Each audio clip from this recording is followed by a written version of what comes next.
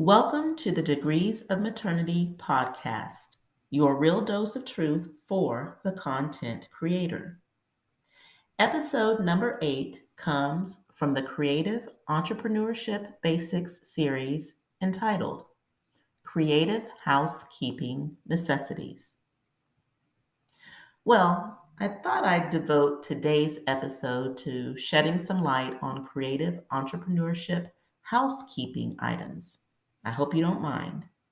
I know, I know. It's not the juiciest stuff, but it's real talk nonetheless. So I'm going to try to not be long winded, but I definitely want to throw a little nugget of truth your way before we part. And here it goes.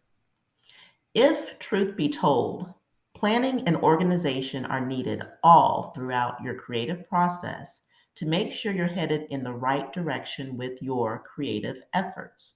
No frills or thrills, just plain and simple stuff we already know to do, but don't always give enough attention to.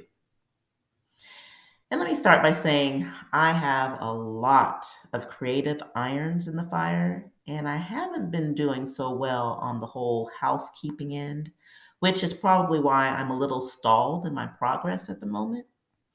So here's what I really should be doing at this point so I can get unstuck from the rut that I'm in with all these new creative ideas I have floating around in my head.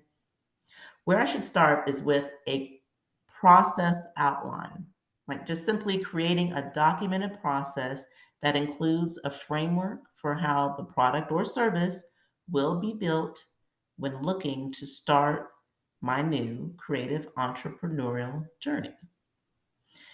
The framework, it may look something like the who, what, where, when, why, and how of the matter. Who? The who is the product's or service's target audience and customer. Who is the product or service for? The who also represents the individual who will actually be purchasing the product or utilizing the service. Whose hands do you want the product to land in? Who do you want the service to serve? The what represents the description of the product or service itself. What is it? What does it do? Regarding the product, what is it comprised of? Like simply the supplies, materials, handcrafted and store-bought items that make it up.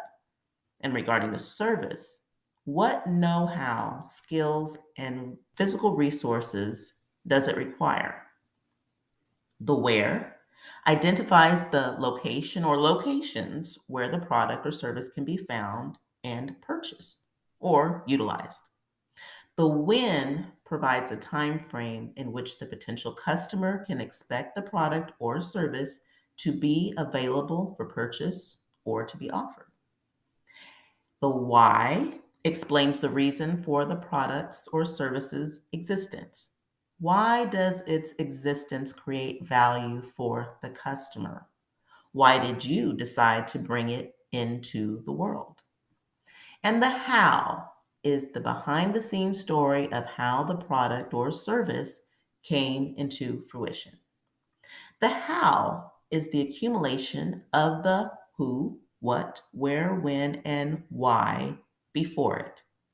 Now, this process outline, including the framework, will essentially formulate the plan used in developing the idea and bringing the product or service to life.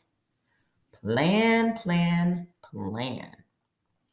Indeed, planning is an important component of the creative entrepreneurial journey. You really can't go very far without it. Plans help to organize the ideas.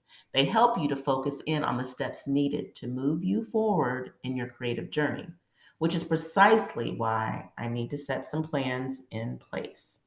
Plans get the momentum going and the creative juices flowing. Now, here are 5 tips about starting and ending your creative entrepreneurial journey with a plan. Number 1, plan out everything, at least everything that you can humanly plan. Your plans may not go 100% according to the way in which you lay them out at the onset of your creative entrepreneurial journey, but you have to start with some form of a vision, direction, or goal.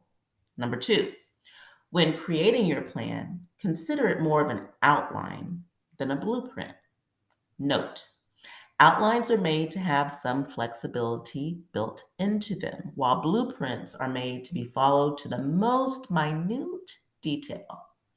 I can say with a certain amount of certainty that you will more than likely find yourself updating or tweaking your plan from time to time throughout your journey.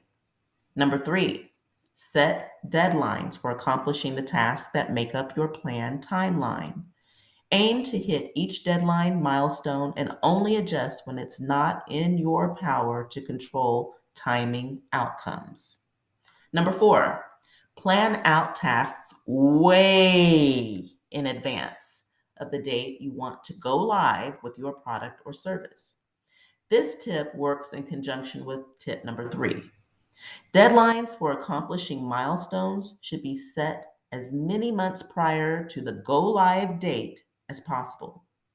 And there are a lot of pieces that you will need to take into consideration in the new product or service development, such as the time it will take you to actually create your product or be knowledgeable in your service. Be realistic in the expectations you set for yourself because you'll need to account for all the factors that you can control as well as those pieces that you have no control over. You should also take into consideration the budget you'll need to cover all expenses. More often than not, expenses will be more than you guesstimate, so give yourself an additional cushion on top of your best expense projection, if possible. And you'll also need to consider the help you'll need to enlist from others in creating your product or service, and those individuals' availability and time limitations in assisting you with your various creative needs. And number five, write down or type up your plan of action and amend as needed. It should be structured but flexible and officially documented in some organized format. Having a formal plan in a centralized repository where all of the details are housed is helpful for your sanity. You'll know exactly where to refresh your memory on all of the particulars in order to stay the course of your creative entrepreneurial journey. You know what happens if you try to leave everything to that short term memory bank of yours, don't you?